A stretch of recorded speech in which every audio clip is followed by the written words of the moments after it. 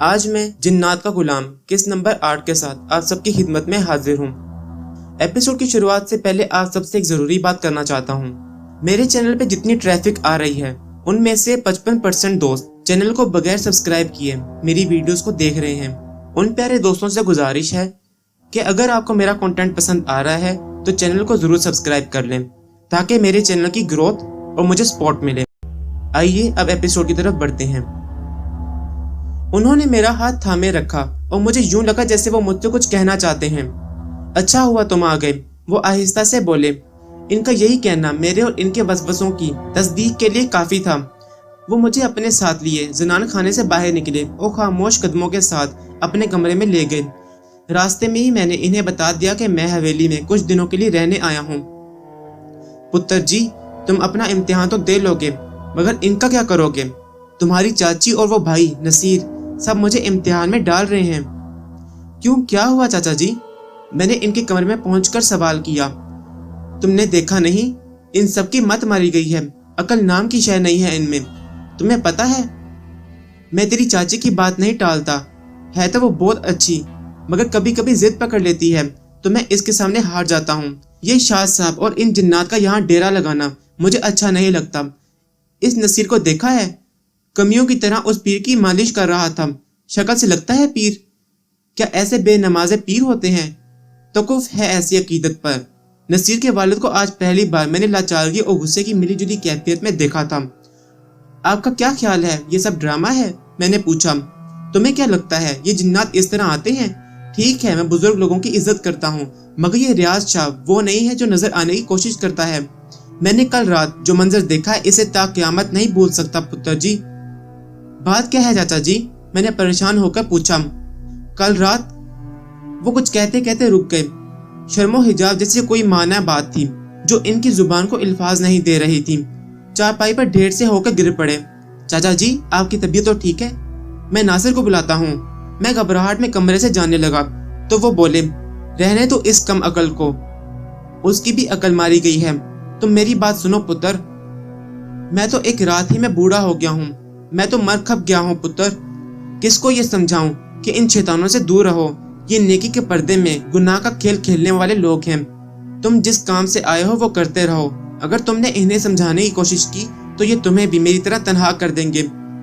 میں خاموش ہو کر چاچا جی کا منہ تکنے لگا۔ کل رات کی بات ہے پتر، میں رات کو اسی طرح کی مجلس سے اٹھ کر کمرے میں آ گیا تھا۔ میں دن بھر کا تھکا ہوا تھا اس لیے آتے ہی سو گیا۔ آدھی رات کو مجھے گھبراہٹ سی ہونے لگی اور مجھے لگا جیسے کوئی شے میرے سینے پر سوار ہے اور میرا گریبان پکڑ کر پھاڑنا چاہتی ہے۔ میں آیت الکرسی پڑھتے ہوئے اٹھا۔ کمرے میں میرا دم گھٹنے لگا تھا۔ میں تازہ ہوا کے لیے کمرے سے باہر نکلا اور باغیچے میں جاتے ہوئے جب مہمان خانے کے پاس سے گزرا تو اندر سے مجھے عجیب خسر پھسر کی آواز سنائی دی۔ مہمان خانے میں شاہ صاحب کو ٹھہرایا گیا ہے۔ میں چونکا اور پریشان بھی ہوا کہ اس وقت یہاں کون ہے اور کیا کر رہا ہے۔ کیا شاہ صاحب جاگ رہے ہیں اور جنات سے بات چیت کر رہے ہیں؟ وہ خسر پھسر کسی عورت کی تھی۔ میں نے مہمان خانے کی کھڑکی کی درز سے اندر دیکھا تو سامنے کا منظر دیکھ کر میرے ہوش اڑ گئے۔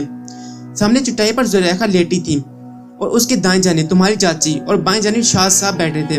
تمہاری چاچی نے سر جھکایا ہوا تھا اور پیر صاحب سے آہستہ آہستہ کچھ کہہ رہی تھی۔ زلیخا کا بدن ساکت تھا۔ میں نے گھڑی پر وقت دیکھا تو رات کے 2 بج رہے تھے۔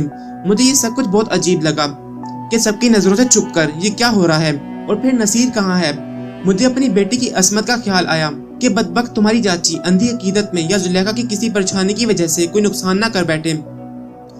لہٰذا میں جلدی سے کمرے میں داخل ہو گیا اور غصے سے بولا، یہ کیا ہو رہا ہے رضیہ؟ اس وقت یہاں کیا کر رہی ہو؟ میں نے جب زلیخا کی ماں کو مخاطب کیا تو وہ غصے سے بھنا گئی۔ شاہ صاحب کا چہرہ بھی غصے سے بھر گیا۔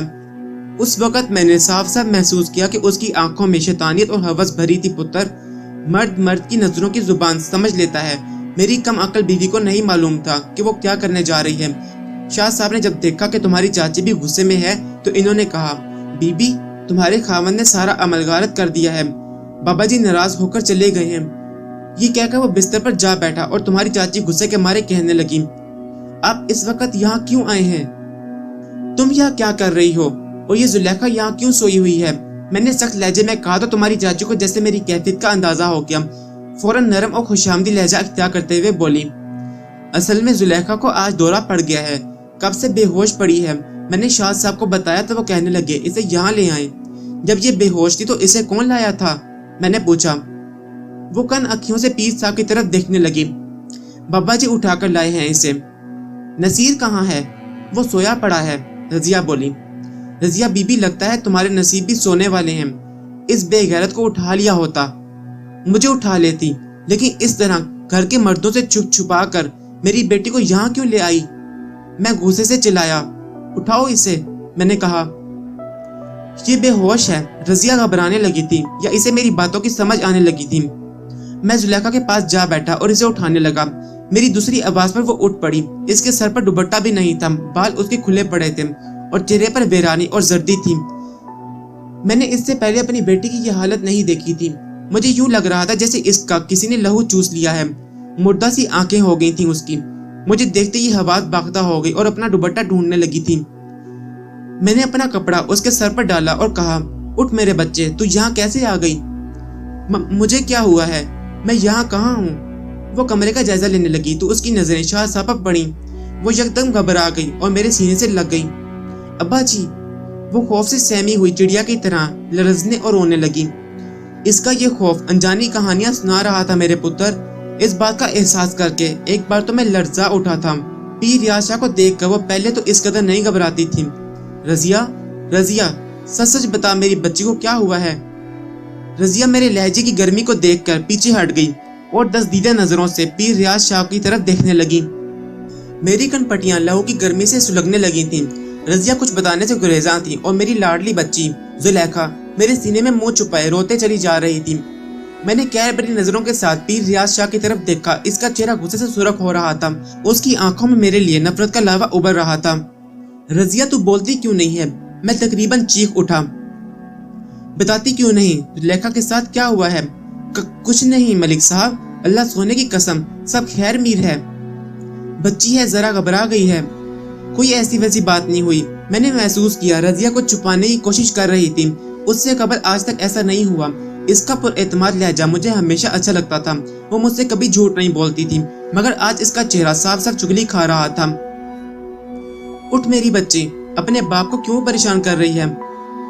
रजिया जुलेखा को मुंह से अलग करते हुए अपने शाने के साथ लगाने लगी तो जुलेखा माही बे आप की तरह मछली और अपनी इस माँ के शाने के साथ लगने से परहेज करने लगी, जिसकी गोद में सर रख के वो रोजाना सोती थी। रजिया, तो मुझसे कुछ छुपा रही है। अगर तू अब खामोश रही तो अल्लाह सोने की कसम मैं सारी हवेली को खून में नहला दूंगा। मैंने जुलेखा के सर पर हाथ रखा और कहा, जुलेखा की कसम खाकर कहता हूँ, मैं किसी को जिंदा नहीं छोड़ूंगा। रजिया का चेहरा उफक हो गया। जुलेखा भी मेरी जलालत देखकर एकदम खामोश हो गई और फिर जैसे वो संभलने लगी। रजिया मेरा चेहरा तके जा रही थी, फिर एकदम चीखने चिल्लाने लगी, लो, सबसे पहले मुझे मार डालो मलिक साहब। मैं बदबख्त औरत बच्ची की परेशानी में मरे जा रही हूँ। मेरे पागलपन की वजह से हवेली में पीर साहब आए हैं। मलिक साहब, आपको जिस बात पर शक है आप इसकी तस्दीक के बगैर गुस्सा करते जा रहे हैं। आप पीर साहब का गरूद दिल में क्यों पाल रहे हैं? मुझ पर गुस्सा निकाले और मुझे मारे। जुलेखा माँ की बात सुनकर अब संभल गई थी। उसने देखा कि हम दोनों एक दूसरे के साथ इस हद तक जाकर गुस्सा कर रहे हैं तो वो अपनी माँ के सामने हाथ जोड़कर कहने लगी, अम्मा चुप हो जा, खुदा के वास्ते चुप हो जा।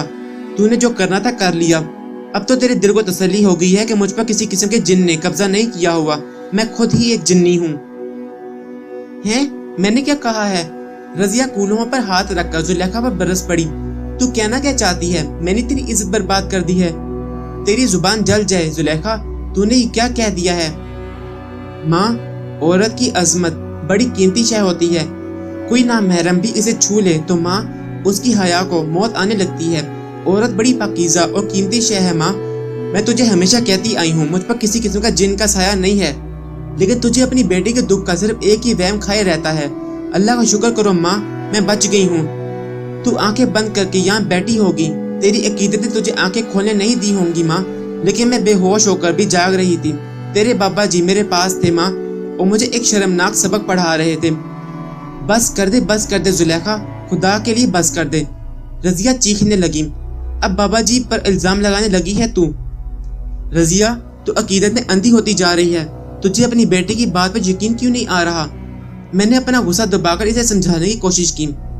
आप दोनों पागल हो गए हैं, अंधी मैं नहीं हुई हूँ। मलिक साहब, आप एक बुजुर्ग हस्ती पर इल्जाम लगाकर इनको कहर में डाल रहे हैं। आप नहीं जानते कि बाबा जी को गुस्सा आ गया तो यहाँ क़यामत आ जाएगी। शाहिद पुत्र, ये औरत भी अल्लाह की अजीब मखलूक है। तेरी चाची, जो कभी मेरे सामने नीची आवाज में भी नहीं बोलती थी, पीर रियाज शाह की वजह से मुझ पर धाड़ने की कोशिश कर रही थी। मुझे यकीन हो गया था कि वो पीर रियाज शाह को बचाना चाहती थी। यकीनन उसने कोई ऊंची हरकत की थी। तेरा यार नसीर तो अभी बच्चा है। वो मर्द की आंख में तैरते शैतानी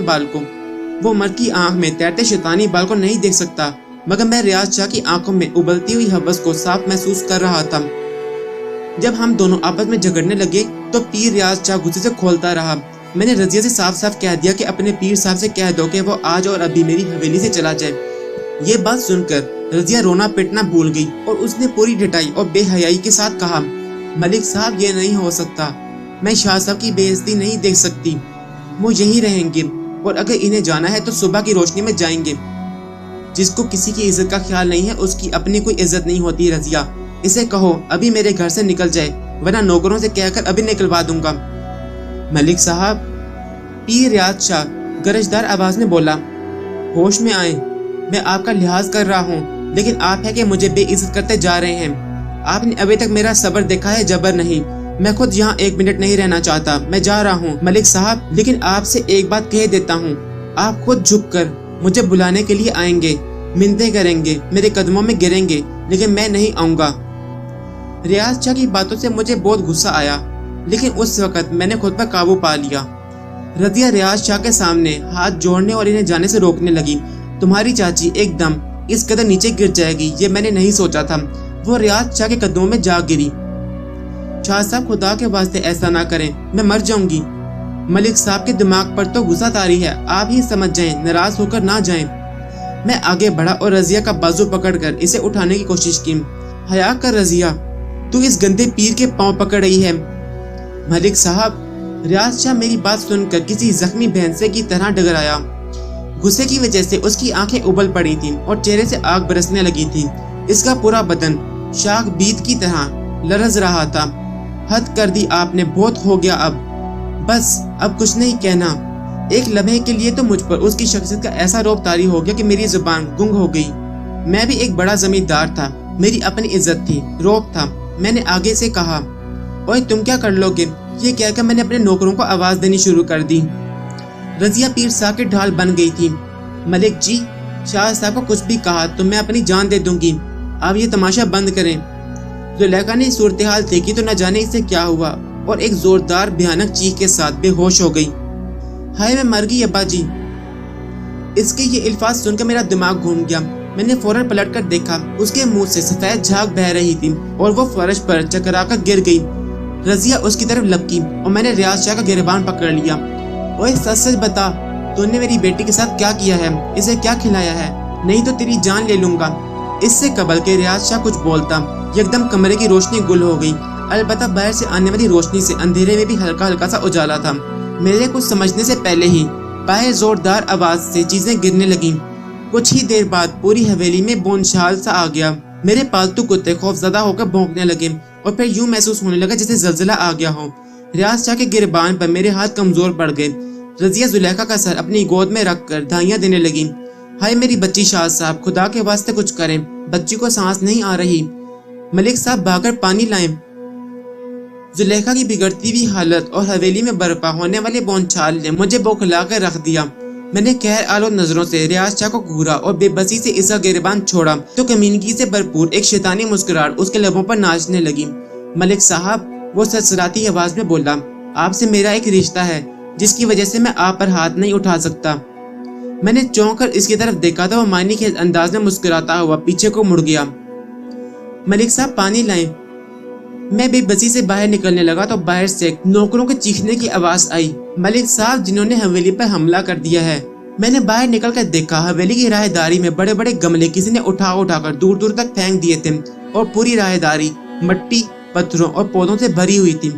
मैं जूं ही बाहर निकला, किसी नादीदा वजूद ने एक बड़ा सा गमला उठाया اور میرے قدموں میں اتنے زور سے پھینکا کہ اگر میں 1 انچ بھی آگے بڑھا ہوتا تو میرا پاؤں کچل گیا ہوتا۔ نہیں، خبردار، رک جاؤ۔ عقب سے ریاض شاہ کی آواز آئی۔ اس کے ساتھ ہی مجھے محسوس ہوا کہ میرے پاس سے گرم ہواؤں کا ایک بگولا تیزی سے گزرا ہے۔ میں ٹوٹے پھوٹے گملوں سے گزر کر پانی لے آیا اور بے ہوش زلیخا کو پلانے کی کوشش کرنے لگا۔